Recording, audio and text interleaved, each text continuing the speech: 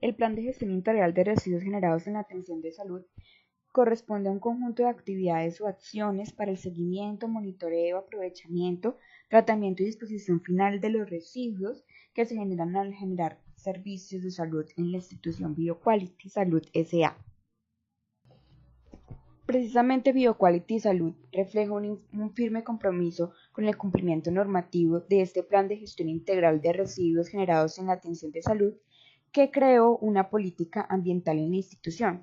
Esta política ambiental va dirigida a acciones efectivas que contribuyan a la reducción y mitigación de los impactos ambientales generados por las actividades de prestación de servicios en salud que se presentan en la institución, además de preferir a proveedores que dirigen sus acciones con responsabilidad ambiental y una producción más limpia.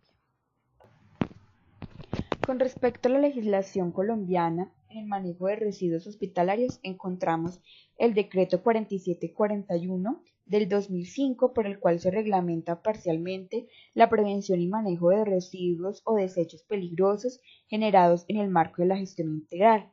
También encontramos el Decreto 2981 del 2013, por el cual se reglamenta la gestión integral de residuos sólidos, la Resolución 1164 del 2002, por la cual se adopta el Manual de Procedimientos para la Gestión Integral de los Residuos Hospitalarios y similares, y por último el Decreto 1609 del 2002, por el cual se reglamenta el manejo y transporte terrestre automotor de mercancías peligrosas por carretera. Bien, entonces conozcamos a qué nos referimos con residuos hospitalarios. Nos referimos a sustancias, materiales o subproductos, ya sean sólidos o líquidos, generados en la prestación de servicios de la salud, ya sea que se den en actividades de promoción de salud, en la prevención de la enfermedad, diagnóstico, tratamiento y rehabilitación. Bien, en cuanto a estos residuos hospitalarios, podemos clasificarlos en dos tipos. El primer tipo sería residuos no peligrosos, en los cuales hablamos de los aprovechables y los no aprovechables. En los aprovechables encontramos los reciclables y los biodegradables, y en los no aprovechables encontramos los ordinarios y los inertes. En cuanto a los residuos peligrosos, encontramos aquellos residuos de tipo infeccioso o de riesgo biológico, los radioactivos o de otros residuos. ¿A qué se refieren los residuos de riesgo biológico? Son aquellos que son de clasificación biosanitaria, anatomopatológicos, cortopunzantes y restos de animales. En cuanto a los otros residuos, podemos encontrar residuos de carácter corrosivo, explosivos, reactivos, tóxicos e inflamables. Para tener un poco más claro la clasificación de los residuos, entonces traje las siguientes imágenes. Encontramos entonces los residuos no peligrosos, los podemos clasificar en los aprovechables, que serían los reciclables, que podemos encontrar todo tipo de materiales o frascos de plástico.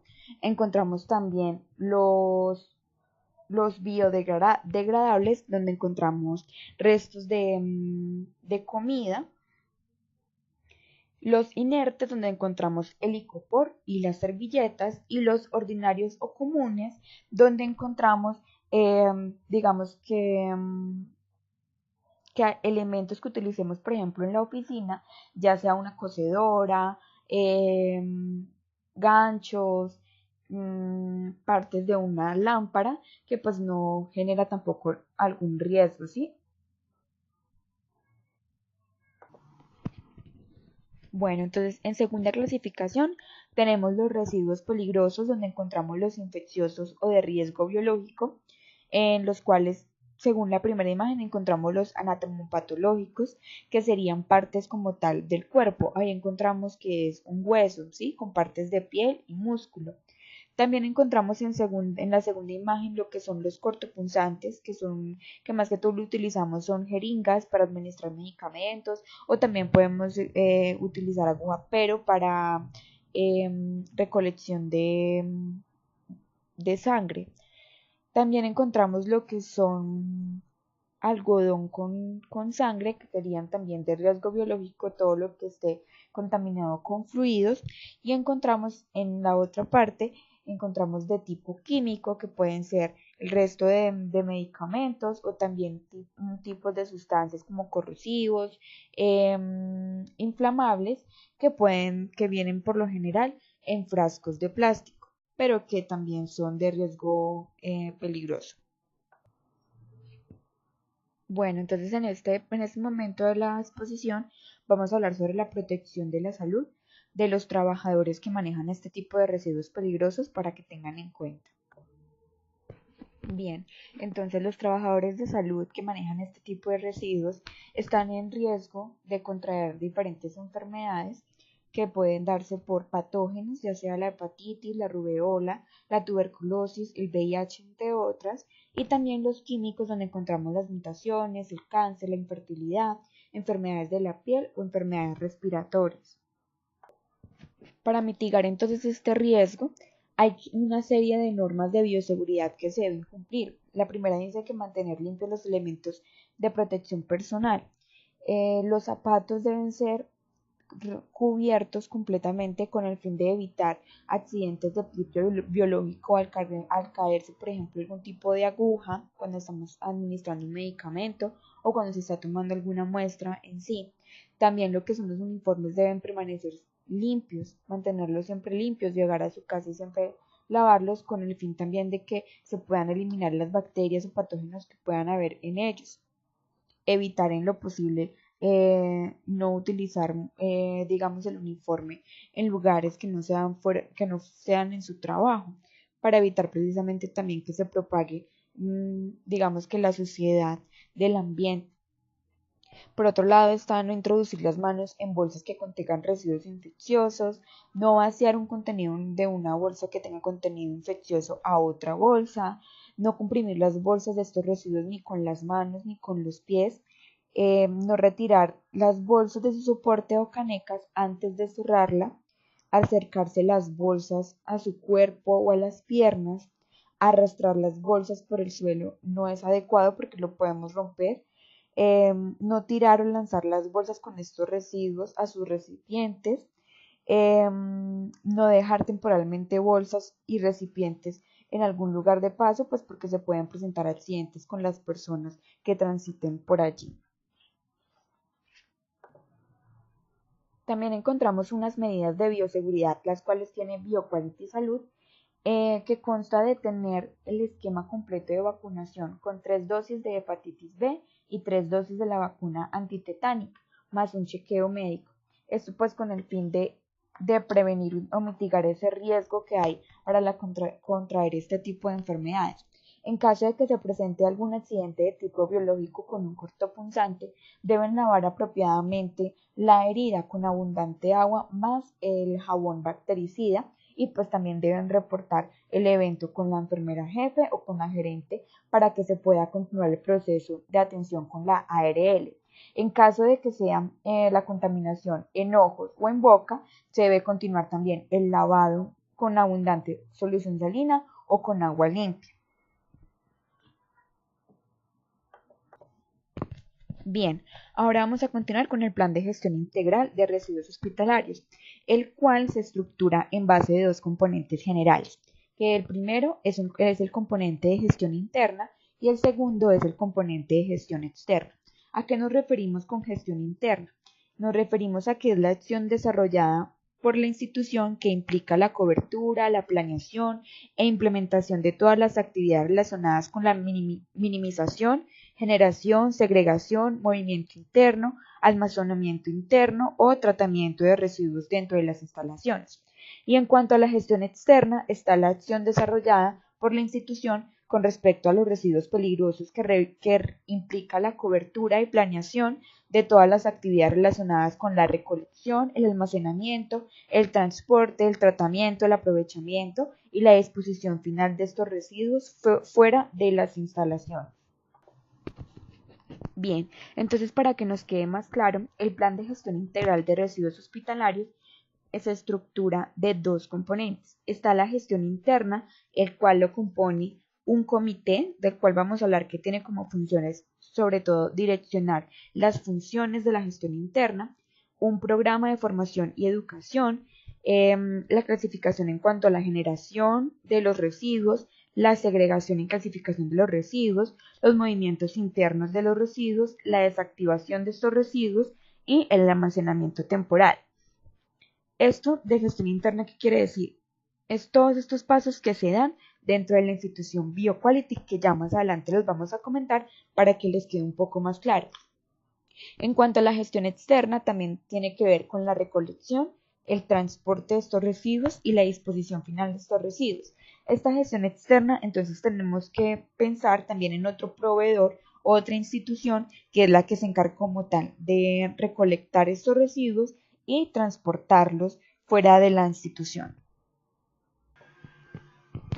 Bueno, entonces en la gestión interna encontramos como primer componente el comité. Este comité también lo podemos identificar como el grupo administrativo de gestión ambiental y sanitaria, que se abrevia como GASGAS. Este comité tiene ciertas funciones, entre ellas está realizar el diagnóstico ambiental y sanitario de la institución con relación al manejo de los residuos, realizar mediciones pertinentes y caracterizaciones necesarias y confrontar estos resultados con la normatividad ambiental y sanitaria vigente. También tiene como función garantizar la implementación de este plan, definiendo y estableciendo los mecanismos de coordinación a nivel interno y externo, así como aportar los recursos necesarios para la ejecución. Debe velar porque se ejecuten todas las actividades complementarias de este plan, estableciendo instrumentos de seguimiento y control, tales como auditorías internas, listas de chequeo, etc., y realizando los ajustes necesarios. Y además debe evaluar la efectividad del programa de formación y educación.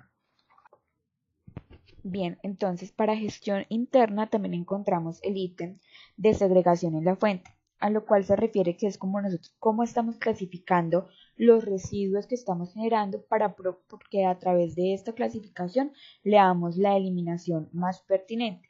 Por esta razón, la segregación en la fuente es la base fundamental de la adecuada gestión de los residuos y consiste en la separación selectiva inicial de los residuos que utilizamos o que son procedentes de cada fuente de los servicios que realizamos. También es donde se da inicio a una cadena de actividades y proceso cuya eficacia depende de la adecuada clasificación inicial de los residuos generados en la IPS. Bien, para la adecuada segregación entonces de estos residuos tenemos que tener en cuenta que hay unos elementos, que en este caso serían unas canecas y los guardianes, que son los que se deben utilizar para esta eliminación. Entonces, en cuanto a los residuos que son de tipo no peligrosos y no aprovechables, en los cuales encontramos los ordinarios e inertes, estamos hablando de toallas de mano, empaques de papel, barrido, vasos desechables, papel higiénico, restos de alimentos no contaminados, empaques y o envolturas de dispositivos médicos. Este tipo de materiales se deben eliminar o se deben colocar en el recipiente de color verde, ¿sí? Igualmente el recipiente del color verde va identificado con qué tipo de materiales se pueden colocar allí. Recuerden que en el verde solamente pueden estar los no peligrosos, ordinarios e inertes. También tenemos otro tipo de clasificación que son los no peligrosos aprovechables o es decir, los reciclables, que encontramos el papel, el cartón, todo lo que tenga que ver con archivo y revistas. Estos residuos los podemos eliminar en las canecas que son de color gris, que quiere decir que son material reciclable. En cuanto a los residuos peligrosos, entonces en los peligrosos infecciosos, donde están los biosanitarios, como por ejemplo los guantes, los tapabocas, el bajalenguas, las jeringas, las sábanas y elementos desechables o materiales que haya estado en contacto con fluidos, deben ir en la caneca roja. Esto siempre en la caneca roja.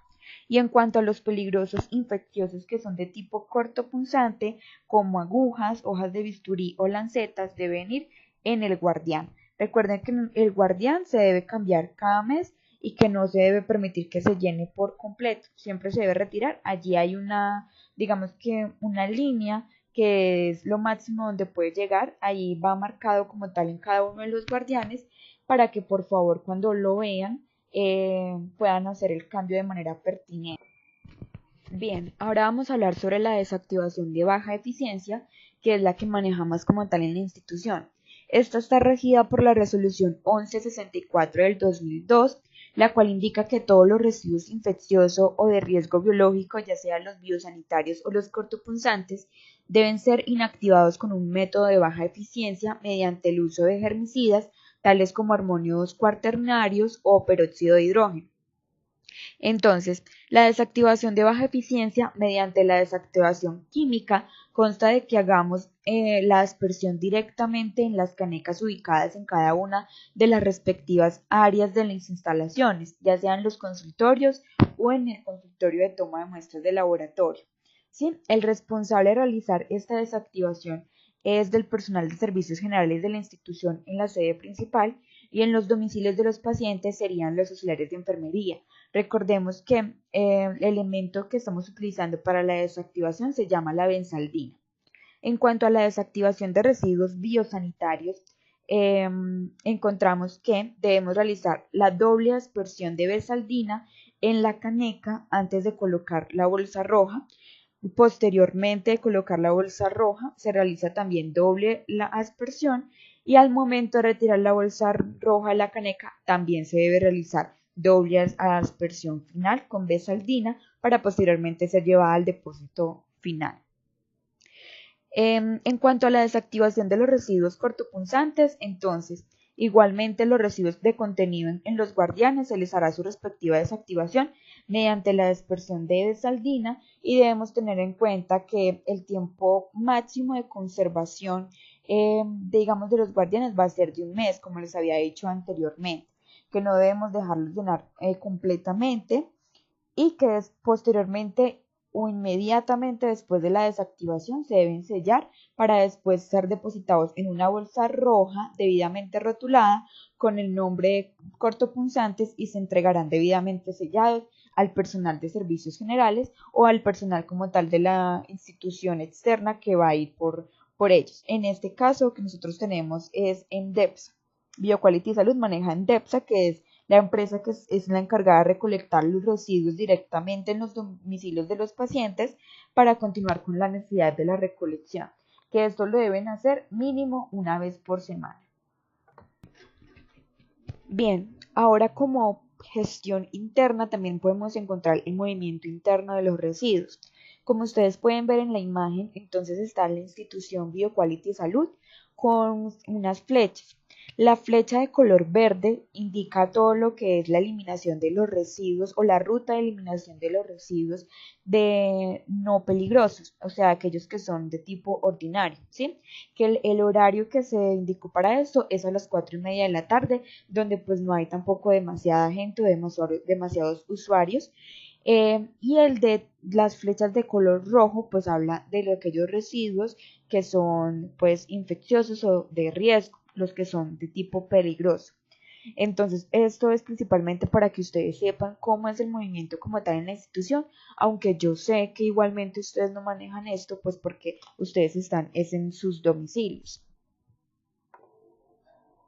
Pero igualmente es importante que ustedes sepan que sí contamos con un plan que indica el movimiento de los residuos como tal en la institución y para que cuando ustedes les pregunten, ustedes entiendan el por qué esto tiene que ver con la gestión interna del plan de gestión de los residuos.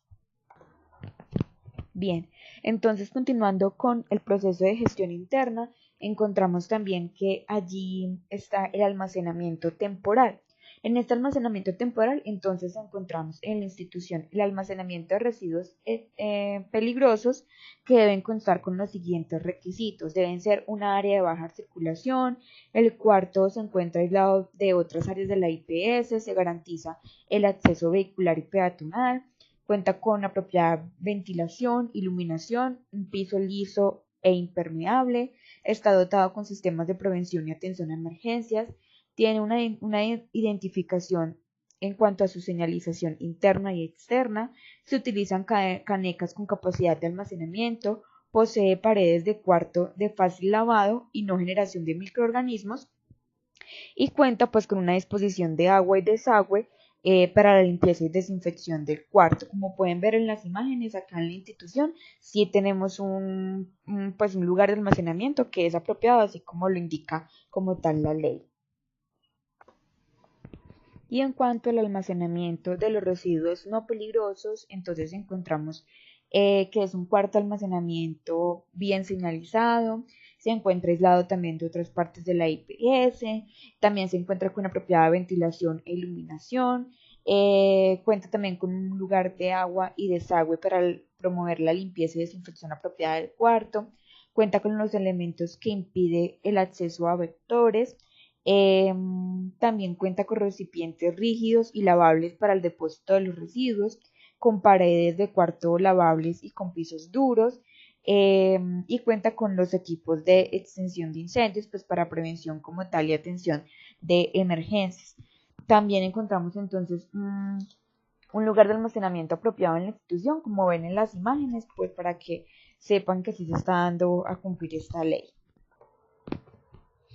Por último, pues deben tener en cuenta que dentro de este plan de gestión de los residuos también hay un plan de contingencia, precisamente pensando en medidas de prevención cuando se presente algún sismo, algún incendio, pues alguna catástrofe natural o ya un derrame como tal de fluidos o residuos accidentalmente. Principalmente estos planes indican una delimitación apropiada del lugar donde se encuentran los residuos para posteriormente identificar qué tipo de elementos se requieren para retirarlos, igualmente qué tipo de sustancias, pues que en ese momento sabemos que es la bersaldina. Y también tenemos en la institución se cuenta con un kit de derrames, que es precisamente cuando se derrame algún fluido de tipo peligroso, se pueda realizar pues su respectiva inactivación y posteriormente su eliminación. Bien, les agradezco por su atención y esta es como tal el resumen del plan de gestión que tenemos en la institución BioQuality Salud. Si de pronto hay algún término o en algo que no me hice entender o no quedó claro, por favor, escríbanme sus preguntas al correo electrónico. Recuerden que ustedes son parte súper importante para que este plan se cumpla, ya que ustedes determinan como tal la segregación y clasificación de los residuos a nivel domiciliario para darles una apropiada eliminación. Y pues nada, les agradezco mucho. Como tal, la presentación va a estar subida como tal en la página web, como siempre lo han hecho. Y va a estar la evaluación hasta el 27 de agosto para que por favor lo hagan y para yo poder hacer la evaluación determinada. Les agradezco mucho y que estén muy bien.